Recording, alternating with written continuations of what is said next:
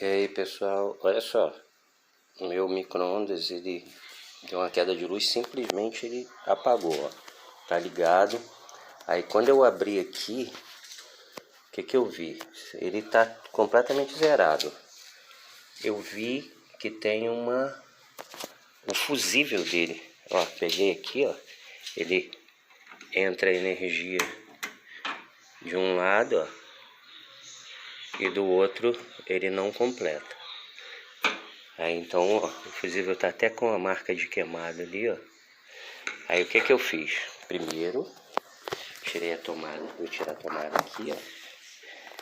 Aí aqui, ó, eu peguei um bocadinho de fio e vou fazer aqui uma adaptação, tá joia? Aí galera, depois de feito aqui, ó, dá pra ver aqui, ó, botei o fiozinho, ele tá aqui, ó. Agora vamos ver aqui, olha aqui. É isso aí!